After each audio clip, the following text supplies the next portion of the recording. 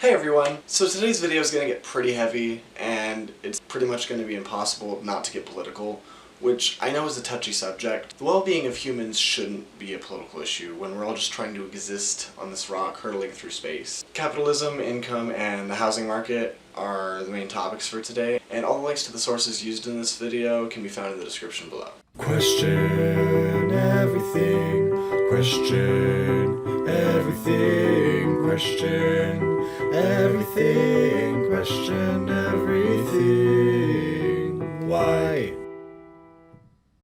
So I've done some painstaking research about the economy, currency, and all that just to start to form a basic understanding of what I'm talking about, let alone produce a strong argument about something that can be affected by multiple different things. So I'm going to start off with a basic truth and the root of my frustrations. Now, the National Low Income Housing Coalition, or the NLIHC, released its annual Out of Reach report, which highlights the ever-widening chasm between incomes and rents throughout the country. The 2020 report found that full-time minimum wage workers cannot afford a 2-bedroom rental anywhere in the nation and cannot afford a 1-bedroom rental in 95% of the US counties. I don't think I need to repeat myself, but wow.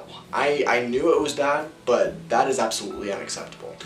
The federal minimum wage hasn't increased from $7.25 since 2009, and it should be over $20 in order to compensate for inflation and all that. That very same report says that the massive wave of unemployment in 2020 underscores that access to decent and stable housing should not be conditioned on one's wages or work status. I couldn't have said it better myself. This is my entire shtick for today. Everyone should have a home to go to instead of being left on the street struggling in a broken system. Now, before you go blaming it on people being lazy and exploiting the system, etc., I want you to understand that that is a lie drilled into your head by the media, politicians, and billionaires alike.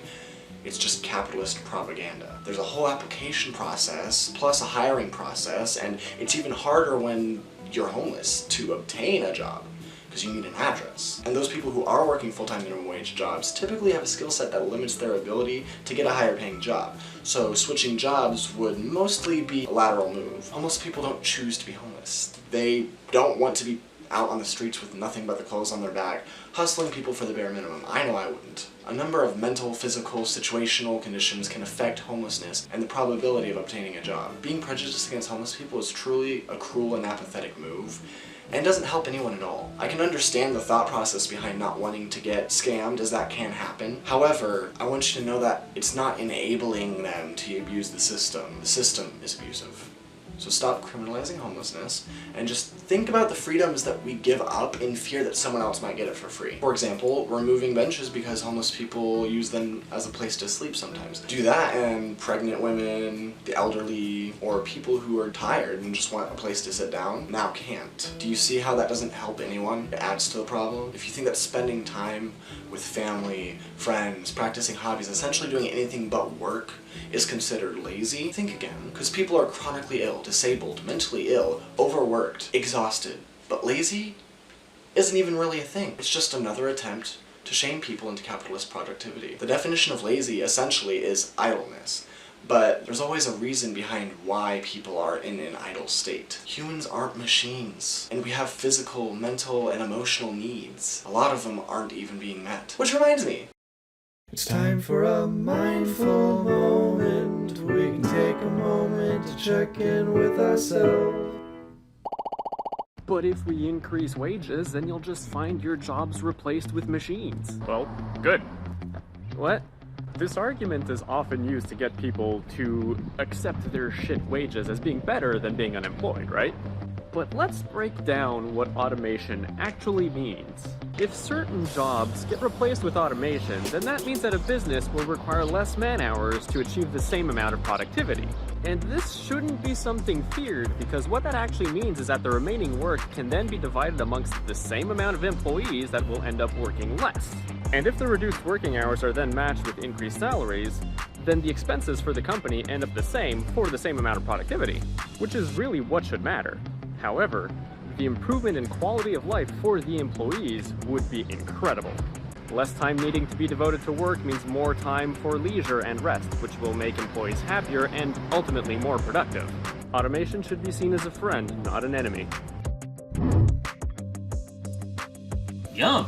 Yum, yum, yum. So the reason that any kind of wage labor is exploitation is explained by the labor theory of value. That's very important. You should look it up. Basically boils down to this. When you accept a job and a wage, your employer expects you to create more value than the wage they are paying you. So if you get $10 an hour to flip burgers and you create $100 worth of burgers in an hour, you get $10, but your employer keeps 90. Sure, they owned the burger place and they paid for the patties, aka owned capital, but it's your labor that created the surplus value. That is exploitation under capitalism, and it's how every single wage job works. So right now some of you are like, if you don't like your job, get a better job. No, that's fucking bullshit. If you work 40 hours a week, you should be able to have a decent life and not have to worry about food, housing, healthcare, or raising your children. I don't care what kind of job it is. It could be the lowest skilled job on the planet. You should not have to live in poverty. So if you think fast food workers don't deserve a living wage, honestly, fuck you. You're a cruel person. Now some of you are like, billionaires got their money from the stock market. They didn't exploit people. But once again, all surplus value, even the value of a company, is created by the workers. If you don't have labor, you do not have value. Secondly, the stock market is just another tool that the ruling class created to maintain as much wealth as possible.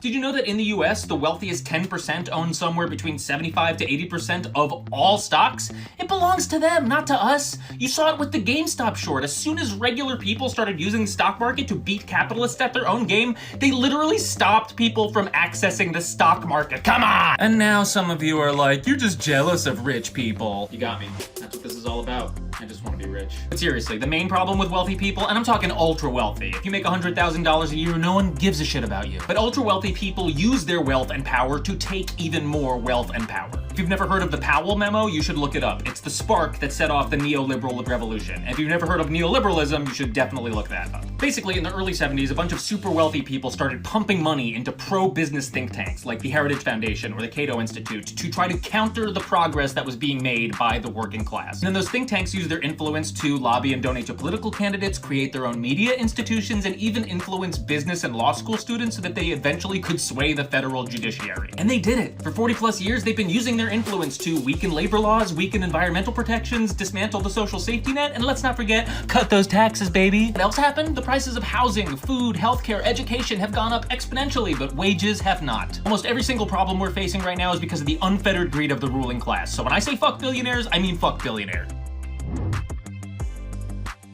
Now, in the last video, I mentioned that we'd be talking about how money is worthless, and the reason I bring that up is because the only reason we use money in general is because the government says it has worth, right? The government's like, yes, this paper that we are giving you has worth. That's literally it. They tell us it has worth, when in reality, it's just another construct that we've created to try making life easier and more manipulable. Although it has created many changes in the way that humans do things, it has only further added to the chaos and confusion that we face today. You'd never be late or early to anything if we didn't divide time and label it the way we do. Same goes for money. You wouldn't stress about being able to live or eat or basically exist if money wasn't a problem.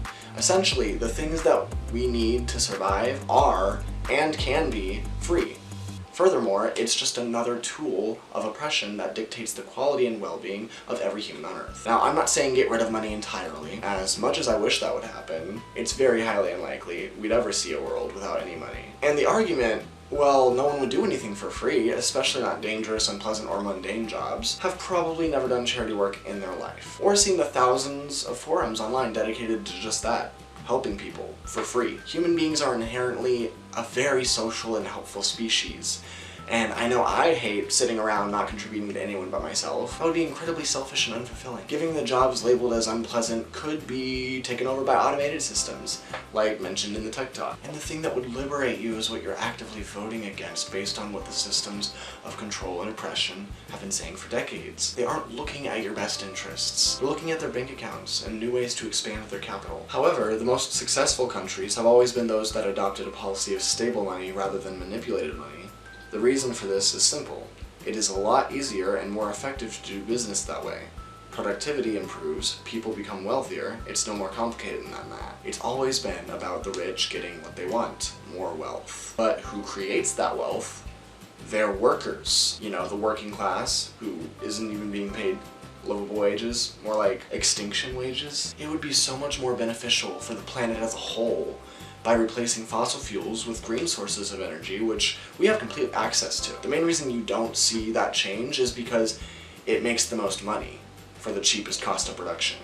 A capitalist stream. They all knew the dangers of fossil fuels based on what science said and continues to prove with today's climate issues, yet actively disregards it. Knowledge is a heavy burden to bear in a world of ignorance and hatred. If I was ignorant to all of this, and just accepted everything I was told at face value, I too wouldn't see a problem. If you've never experienced an issue firsthand, then you'll never truly be able to understand or even acknowledge it in the first place. Lastly, I want to talk about ways that we can actively protest and combat adding to the wealth of the corporate elite. Say there was a website, just as popular as Amazon, for basically the same thing, only it was a list of eco-friendly, affordable, small businesses with good word-of-mouth reviews, added similarly to Wikipedia as an ongoing, updatable forum to immediately find the best alternative option to giving Jeff Bezos all of our money. People go on about eating the rich, when in reality, we need to starve the rich.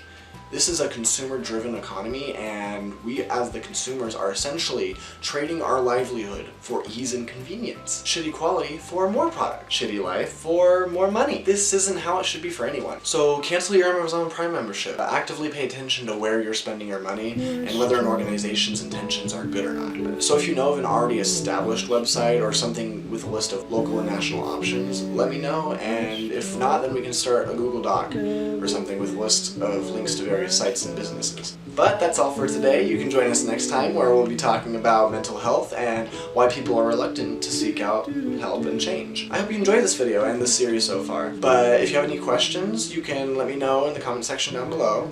And don't forget to subscribe and turn on the notification bell so you won't miss any future videos. Thanks for watching, and remember to question everything.